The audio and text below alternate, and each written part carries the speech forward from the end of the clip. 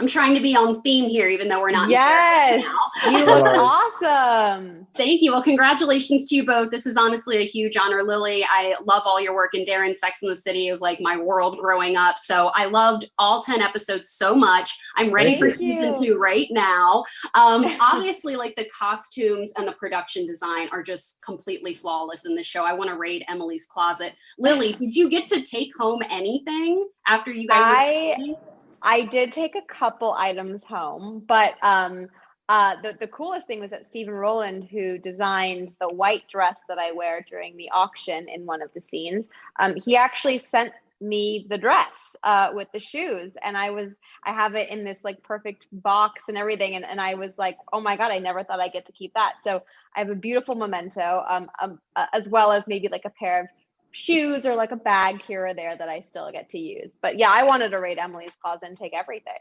Yeah, obviously. Well, like I said, I'm a huge Sex and the City fan. I've seen the show so many times, I can't even count how many times. And obviously, the characters of Emily Cooper and Carrie Bradshaw are different, but they are like similar in some ways. And I'm curious for you, Darren, if Emily and Carrie ran into each other in Paris, what would the two of them talk about? I feel like Carrie would offer her a cigarette and maybe like they would go to a bakery with a croissant or something. I think Carrie would love to meet a woman that was living and working there and to be fascinated by Emily's experience. Definitely, and I think they would hit it off. I think Carrie would be like, Emily's fun aunt, basically. Oh my God. Also, by the way, if we get to go to a season 2, I am not opposed to that happening. I've, That would be a dream. Oh my God, A that dream. was I love that Paris teaches Emily, so many things about herself. Lily, what's something that you learned about yourself as an actor when you were playing Emily and then just being on set in Paris? I think something about Emily that I loved so much was her constant optimism and ability to pivot and kind of overcome anything thrown her way. And as someone who had never lived in Paris for a long time, let alone longer than like a week of visiting, I found myself in lots of similar situations to Emily. I didn't have hot water for 2 weeks. I didn't have heating for about 2 weeks. I got the different levels of my apartment building complex mistaken. My elevator stopped working. There were so many experiences that I had like Emily. And like Emily, I just tried to channel as much just optimism, positivity, pivoting as much as possible, and knowing that, I had to sleep in order to go back and do a full next day of shooting. And I'm in every single scene. And I do talk a lot in the show. So being able to play such a positive character during an experience that was a little fish out of water for me, and that had little hiccups here and there was really quite perfect because I got to live and breathe in this positive space every day and have an amazing cast and crew that would support all of us throughout the entire experience. So that was actually quite a wonderful marriage of the two things, and it taught me how to pivot more. Awesome. Yeah, no, a last question for you. I know they're wrapping me. I love all the Gossip Girl references. It's constantly throughout all of the episodes. And I'm just wondering for you, Darren, were you pissed off by the Gossip Girl ending, or what do you think of it? Because I just love all of the different references. You know what? For me, it was just an example of like how Emily could find something in, I think television, film, you kind of unites us all. And it was really a way to have this like, to bridge this gulf between Emily and this very sort of like, over the top French fashion designer who was kind of put off by Emily's Americanism and thought that she wasn't up to his standards, but then that she could connect with him, and these two like such, people that seemed like they were worlds apart could connect through an American TV series. I thought was I think that's a wonderful thing about television and film is it kind of unites us all. And I think what's amazing about Netflix is that it really like brings the world together through their programming, and we're all sort of having these shared experiences together as a globally. Yeah, well, I could not agree more. Like I said, but I'm dying for season 2. I have to see what happens with Emily and Gabriel. It was like one of my favorite TV ships I've seen so much. Just as much as I shipped Carrie and Big, I have shipped them so much. So I can't wait to see what season 2 has in store. Thank you both so much. Thank Fantastic. you. Thank you. Thank you. Bye. Hi, Luca. How are you? Hi, Lauren. Nice to see you. Nice to meet you. Nice. Finally. Yes, nice to meet you via Zoom. I love the show so much. I watched all 10 episodes and I'm totally ready for season 2. I want you guys to go back to Paris so I can get my season 2. Thank you so much. And I love your beret. It's amazing. Oh, thank you. My friends at Netflix sent it to me. Well, congratulations on the show. I absolutely loved it so much. And your character, Gabriel, it's his dream to own his restaurant and make his own way. It's really important to him. So I'm wondering, and Emily kind of helps him realize that along the way as well. I'm wondering for you, when you first started in this business and knew you wanted to be in this business, who in your life kind of encouraged you and supported you in your journey to become an actor?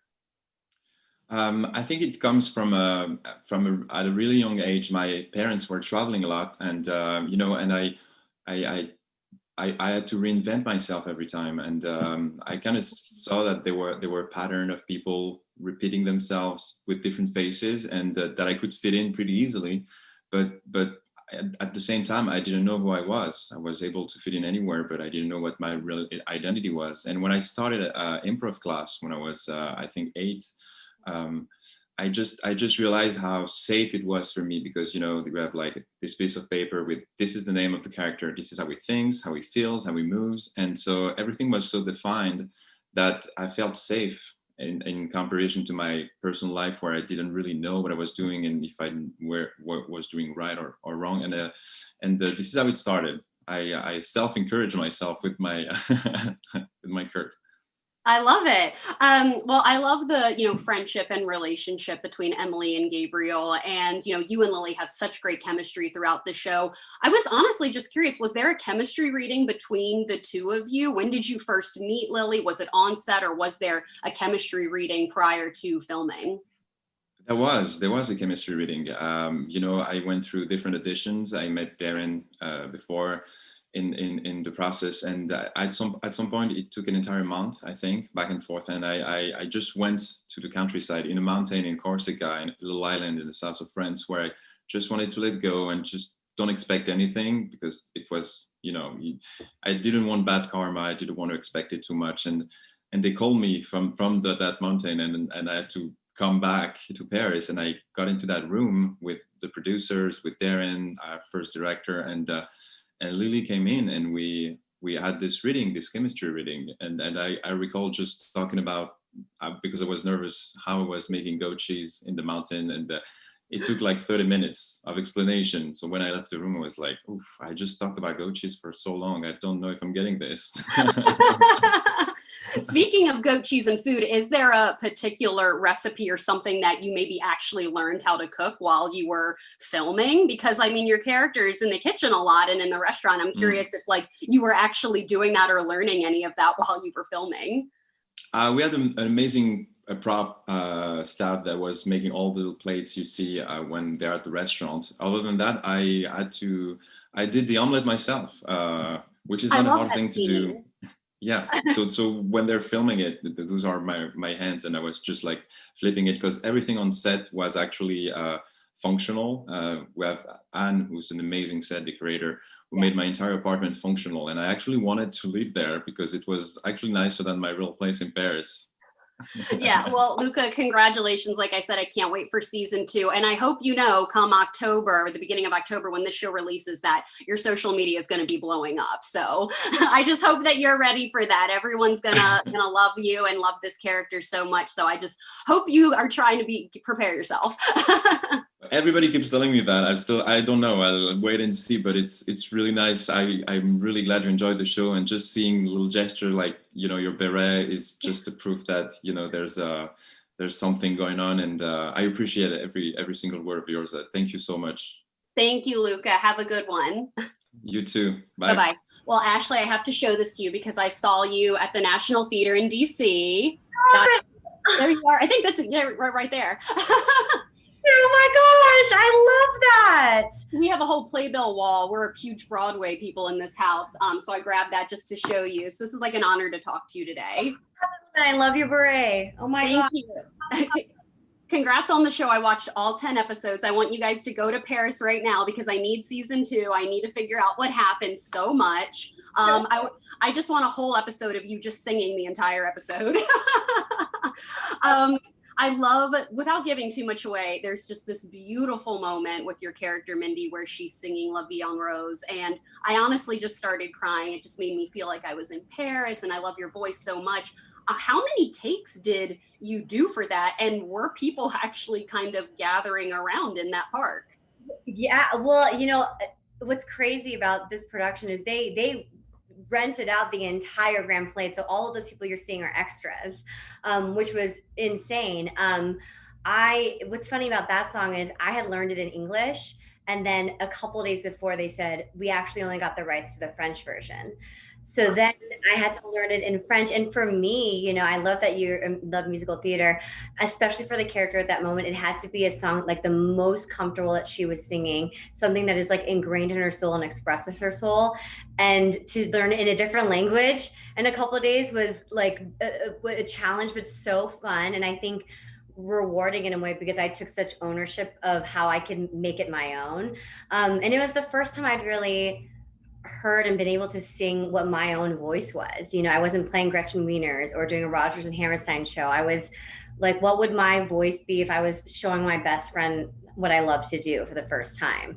So it was just the most, I mean, to sing La Vie en Rose in the Grand Palais, it was as if it was a joke. Like we were like, oh my gosh, this is incredible. You're like, I can't believe this is my life right now. Truly.